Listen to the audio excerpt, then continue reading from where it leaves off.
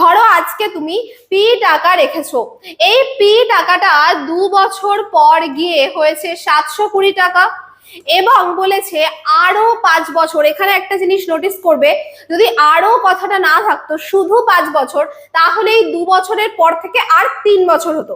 কিন্তু যেহেতু আরো কথাটা ব্যবহার হয়েছে, তার মানে আরো 5 বছর পরে এখানে হয়েছে 1020 টাকা। তো একটা জিনিস নোটিস করতে পারছো, 720 টাকা থেকে বেড়ে 1020 টাকা হয়েছে। তাহলে 720 থেকে 1020 হওয়া মানে কত টাকা বেড়েছে? কি করে বার করবো? 1020 বিয়োগ 720, বিয়োগ করলে পাবে 300 টাকা। এই যে 300 টাকা বেড়েছে, যেটা এক্সট্রা পাওয়া যায় তাকেই বলা হয় কি? সুদ। তাহলে 300 টাকা সুদ পাওয়া গেছে। কত বছরে পাওয়া গেছে? 5 বছরে পাওয়া গেছে। তাহলে 5 বছরের সুদ হচ্ছে 300 টাকা। 1 বছরের সুদ তাহলে কত টাকা হবে? 5 দিয়ে ভাগ করলে 60 টাকা। তাহলে 5 6 30 আর 0।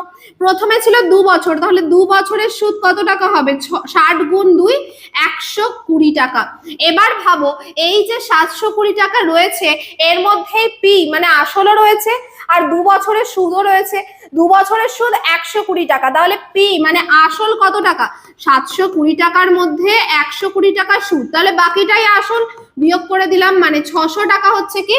আসল। আমাদের কি চেয়েছিল? মূলধনের পরিমাণ কত টাকা। উত্তর হয়ে গেল অপশন নাম্বার বি।